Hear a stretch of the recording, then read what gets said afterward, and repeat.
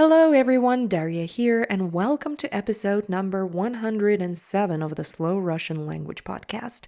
Today's episode turned out not as I expected at all. You see, Russia is going through such a dark part of its history these days, and I am trying to find something positive every single time. So, you see, I was posting some New Year's songs and stuff like that. So today, I thought, let me pick my favorite children's poem, the one that I was literally reading every single day when I was 5 years old, and I was looking at all the pictures and I was so happy. What can go wrong? And then, unfortunately, I went on and read the biography of the author, and it made me so sad. It made me devastated. But let's do the language part first and stick to the end. I will explain to you why I'm feeling so terrible now. But first, listen to the poem read not by me, so you have different voices. First you listen to the poem, then we translate it. It's going to be a super easy translation, and at the end I will share my thoughts with who is interested and who stays till the end. Okay, listen now and then we continue. Жили в квартире 44 веселых чижа. Чиж-судомойка, чиж-поломойка, Чиж-огородник, Чиж-водовоз, Чиж за кухарку, Чиж за хозяйку, Чиж на посылках, Чиж-трубочист. Печку топили, кашу варили 44 веселых чижа. Чиж с поварешкой, Чиж с кочережкой, Чиж с коромыслом, Чиж с решетом. Чиж накрывает, Чиж созывает, Чиж разливает, Чиж раздает. Кончив работу, шли на охоту 44 веселых чижа. Чиж на медведя, чиж на лисицу, чиж на тетерку, чиж на ежа, чиж на индюшку, чиж на кукушку, чиж на лягушку, чиж на ужа. После охоты брали за ноты 44 веселых чижа. Дружно играли чиж на рояле, чиж на цимбале, чиж на трубе, чиж на тромбоне, чиж на гармоне, чиж на гребенке, чиж на губе. Ездили всем домом к зябликам знакомым 44 веселых чижа. Чиж на трамвае, чиж на моторе, чиж на телеге, чиж на вазу. Чиж в таратайке, чиж на запятках, чиж на оглобле, чиж на дуге. Спать захотели, стелют постели 44 веселых чижа. Чиж на кровати, чиж на диване, чиж на корзине, чиж на скамье, чиж на коробке, чиж на катушке, чиж на бумажке, чиж на полу. Лежа в постели, дружно свистели 44 веселых чижа.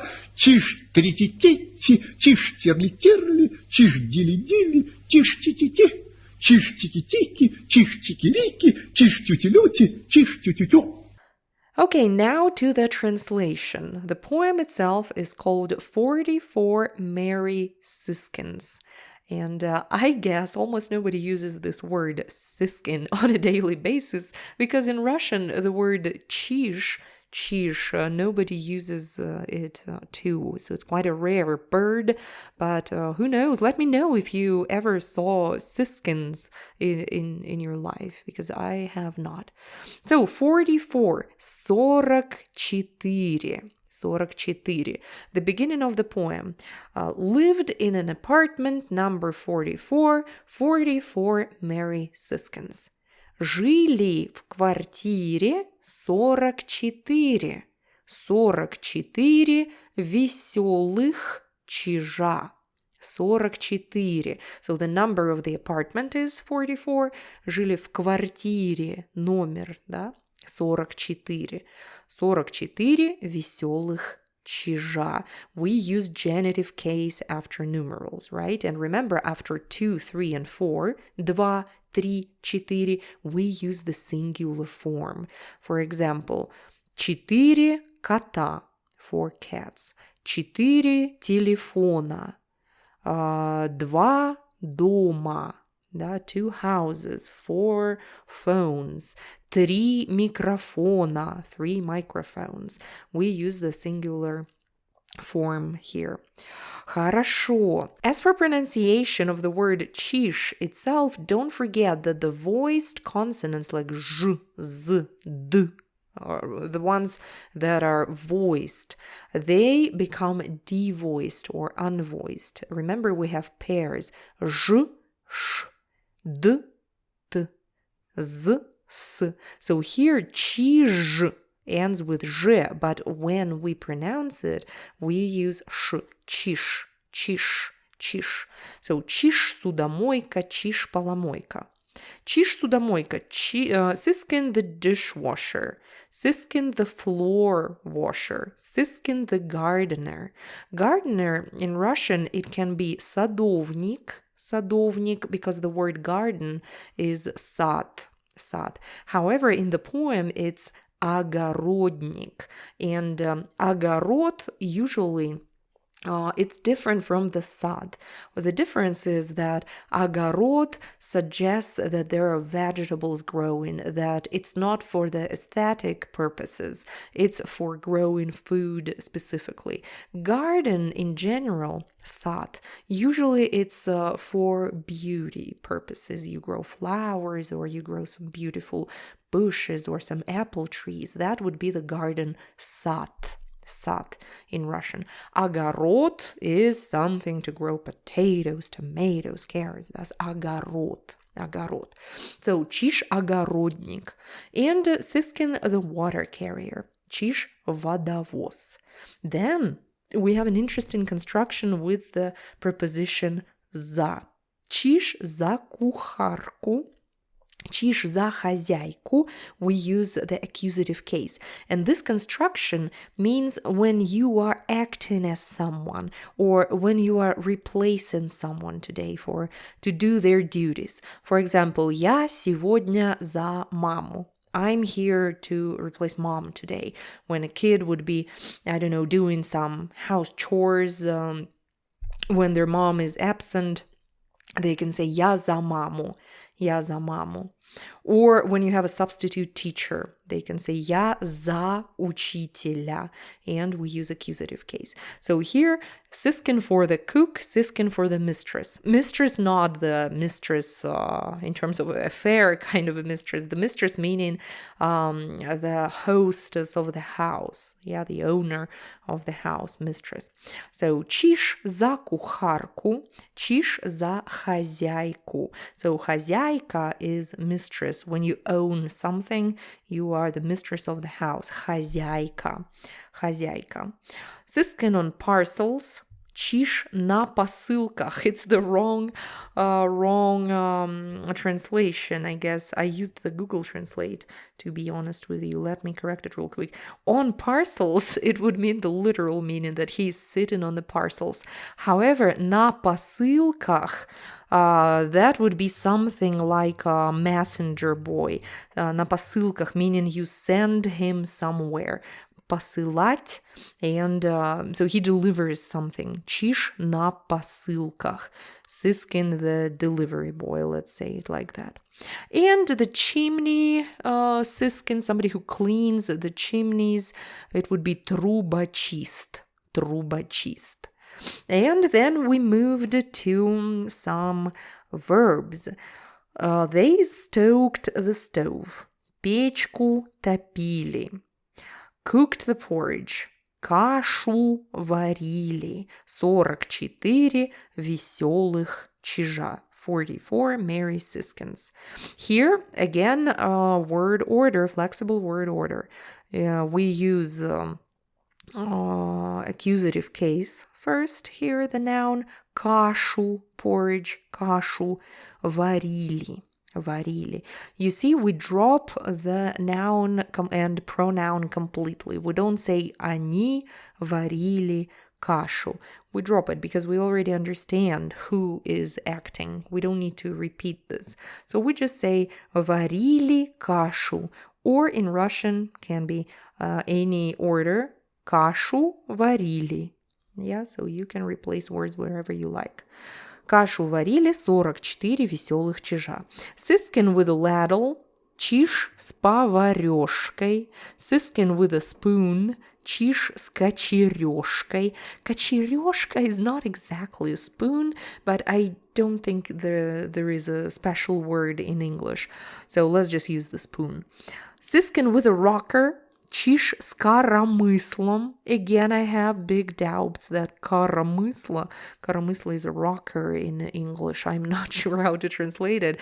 It's the thing that women used to carry on the shoulders. You know, this big wooden thing, you put it on the shoulders and you hang the buckets with water. So women would go to the river or to the well and they would put the buckets full of water on both sides, and on their shoulders they're carrying it. So that is called коромысло. Коромысло. So one of the Siskins is with this. Чиж с коромыслом. Чиж с решетом. Siskin with a sieve.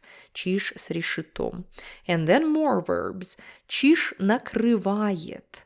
Siskin, it means to serve dishes, to lay out the table. Накрывать. Накрывать. Чиж созывает. Siskin convenes, yells for people like, hey, food is ready. That would be созывать. Созывать. Another Siskin, pours or powers. How do you pronounce it? When you put stuff, let's say soup, into the bowls, how do you say it?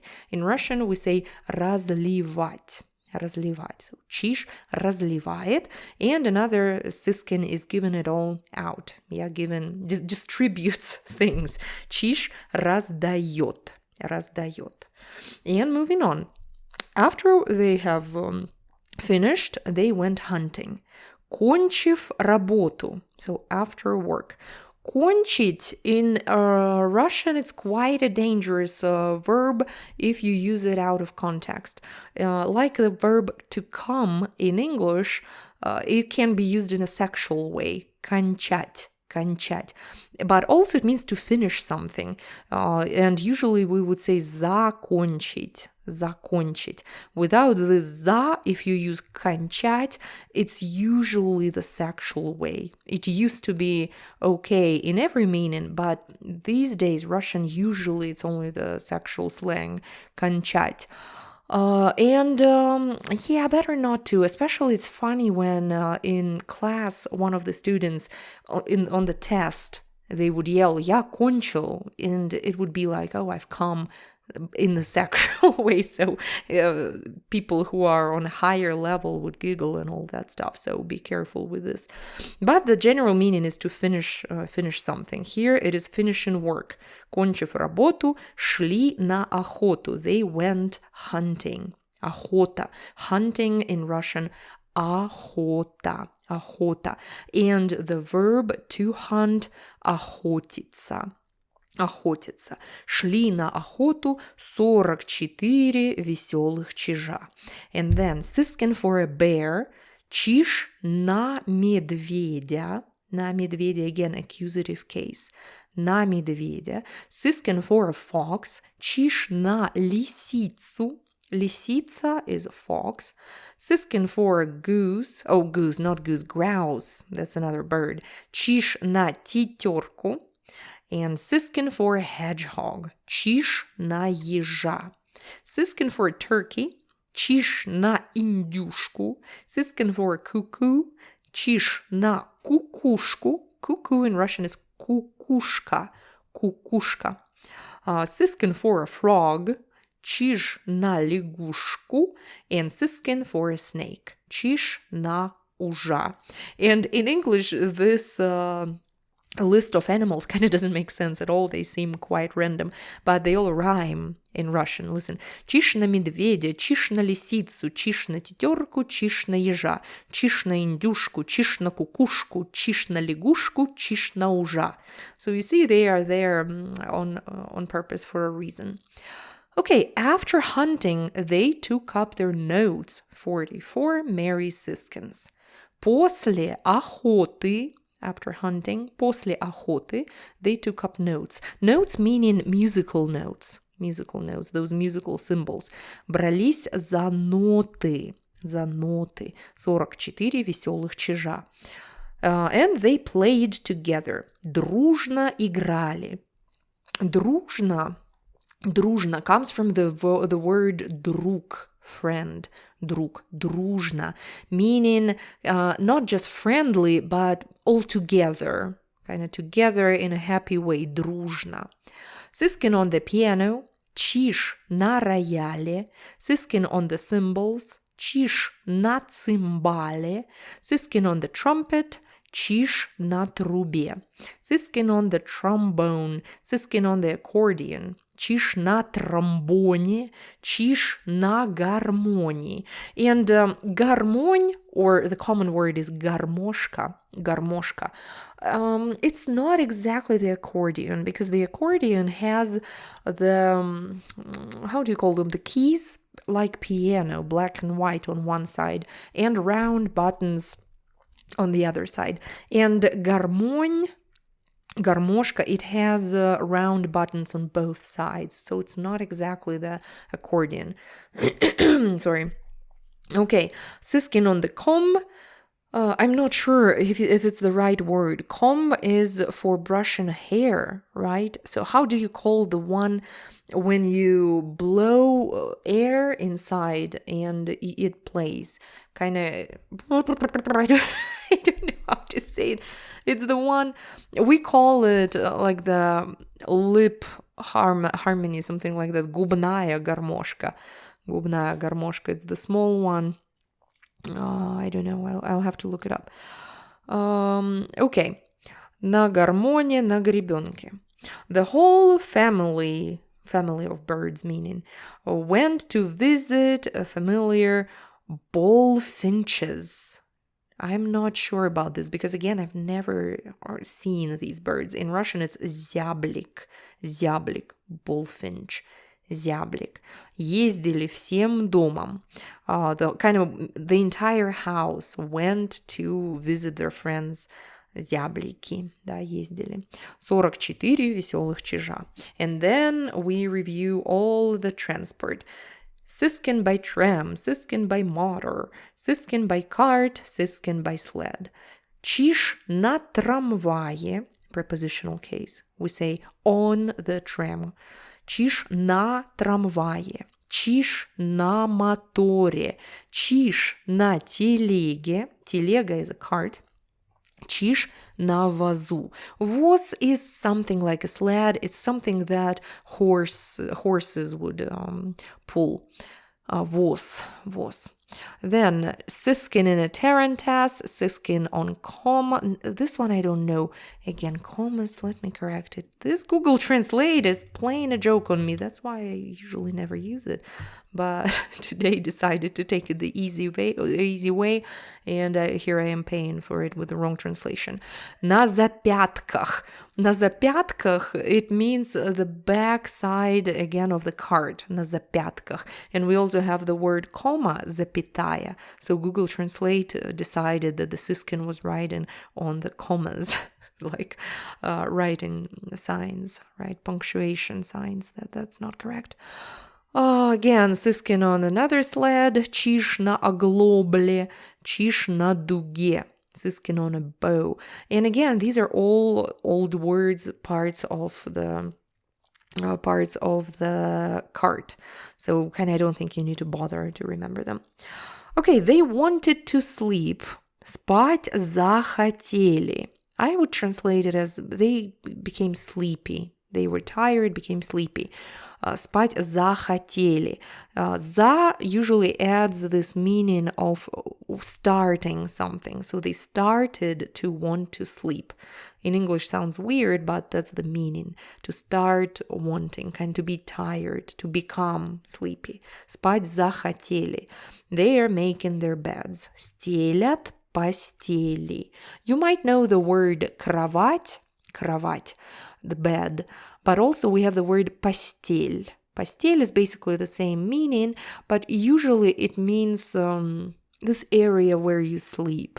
Постель. So it's not necessarily the bed on 4 legs or something, but it's just about the meaning. You know how it can be the house and it can be home. That kind of a difference. Yeah, кровать and постель. So, стелят постели. 44 веселых чижа. 44 Merry Siskins. And where they sleep, then we have Siskin on the bed, Чиж на кровати, Siskin on the sofa or the couch, Чиж на диване, диван, Siskin on the basket, Чиж на корзине, Siskin on the bench, Чиж на скамье, and then Siskin on the box, Чиж на коробке, Siskin on the spool, Чиж на катушке, Siskin on the paper, piece of paper, Чиж на бумажке, бумажке, and Siskin on the floor, Чиж на полу. And the last part, lying in bed, they whistled together. 44 Merry Siskins. Лежа в постели, дружно свистели. To whistle, свистеть. That would be whistling, свистеть. Past tense, свистели. 44 веселых чижа. And then we have трити-тити, all the bird sounds. So let me read it in Russian. Чиж-трити-тити, чиж-тирли-тирли, чиж-дили-дили, чиж-тити-тити, чиж-тики-тики, чиж-тики-рики, чиж-тюти-люти, чиж-тю-тю-тю. Perfect for your phonetical warm-up, right? To work on the Russian sounds and pronunciation. So that is it for this poem. I absolutely adored it when I was a child. We're going to listen to it again, but I promised to you that I will tell you about my hard feelings because I really don't want to keep it to myself. I'm so angry and so frustrated with Russia after reading this that I really want to share it with you. So this is such a lovely, wonderful poem. And all my life, I thought it was written by Samuil Marshak. We already had his poems before here. We had the one about the luggage. Remember, dama сдавала в багаж, диван, чемодан, саквояж, and blah, blah, blah. We had him several times on this podcast. Turns out it's not even his poem. He took it from Daniil Kharms. And Daniil Kharms is another famous, I would say, top 3 Russian Soviet children's authors. He wrote numerous poems, numerous stories, amazing children's author, and every Russian person reads his stuff when they are little. We study him at school, we recite his poems in kindergartens, all that stuff. Never ever did I bother to go and look into his biography, and now I did, and it just struck me in the worst way. So he was arrested, like a lot of people in the Soviet Union. He was arrested in 1942 by somebody among his friends told him that, how to phrase it in English, that he's basically spreading depressing thoughts about Russia being at war, kind of pessimistic thoughts about Russian place in World War II, meaning. And he was arrested and he died. He died in prison in the age of 36 years old. And I just don't, it's just so difficult to think about it that I am always the person who absolutely loves Russia, who adores Russian culture. I'm sure you can feel it through my stories here, through the topics I try to choose, and through everything, because I genuinely love my country. But unfortunately, especially as a historian, it's more and more difficult for me to turn a blind eye to all the dark stuff about my country. And especially today, when basically not even 100 years later, it's not even 100 years, it's been 50 years. I think the latest cases of such nonsense were happening even in the 80s, where people were arrested for the dumbest thing possible, for words, basically for just expressing how you feel about things, you could get arrested. And I'm just horrified that basically we're getting back to it. And I'm not the biggest fan of, let's say, Navalny and all that. Yeah, let's not get into names and all. But it feels that it's just the beginning again. It's just the beginning of another stage where we put people in jail and just torment them, and basically they die in prison. Because it all happened in Russia very, very recently, not so long ago. It was a completely normal daily stuff to be afraid to say something, to be put to jail, and nobody would be surprised if you died in jail. And I'm just looking at the pictures of this Daniil Kharms. It's not his real name. And it's just absolutely horrifying. I see his picture here from 1942 in jail, and it's a ghost of a man. It's a ghost of a man. There's nothing left in him. And it's such a wonderful children's author. I'm just...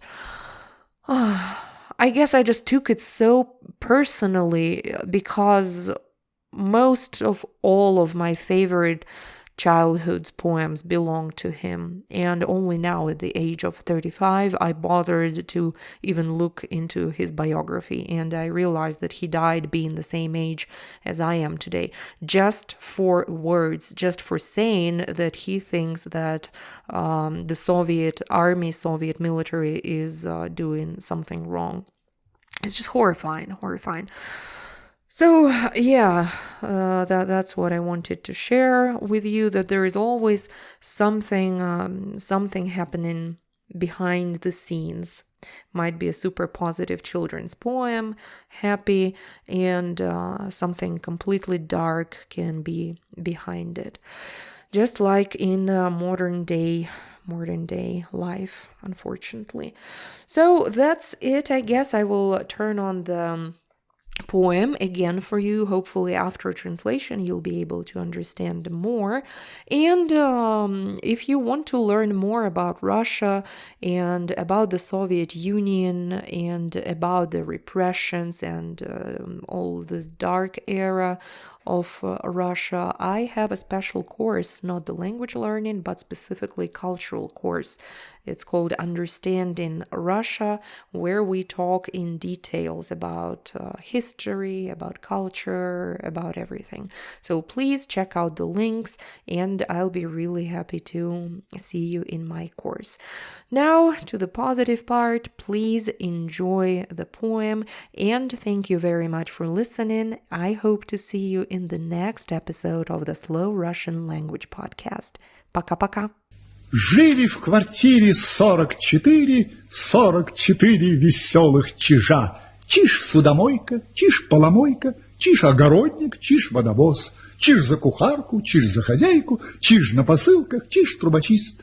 Печку топили, кашу варили 44 веселых чижа. Чиж с поварешкой, чиж с кочережкой, чиж с коромыслом, чиж с решетом. Чиж накрывает, чиж созывает, чиж разливает, чиж раздает. Кончив работу, шли на охоту 44 веселых чижа. Чиж на медведя, чиж на лисицу, чиж на тетерку, чиж на ежа. Чиж на индюшку, чиж на кукушку, чиж на лягушку, чиж на ужа. После охоты брали за ноты 44 веселых чижа. Дружно играли чиж на рояле, чиж на цимбале, чиж на трубе, чиж на тромбоне, чиж на гармоне, чиж на гребенке, чиж на губе. Ездили всем домом к зябликам знакомым 44 веселых чижа. Чиж на трамвае, чиж на моторе, чиж на телеге, чиж на вазу. Чиж в таратайке, чиж на запятках, чиж на оглобле, чиж на дуге. Спать захотели, стелют постели 44 веселых чижа. Чиж на кровати, чиж на диване, чиж на корзине, чиж на скамье, чиж на коробке, чиж на катушке, чиж на бумажке, чиж на полу. Лежа в постели, дружно свистели 44 веселых чижа. Чиж-трити-тити, чиж-тирли-тирли, чиж-дили-дили, чиж-тити-ти, чиж-тики-тики, чиж-тики-рики, чиж-тюти-люти, чиж-тюти-тю.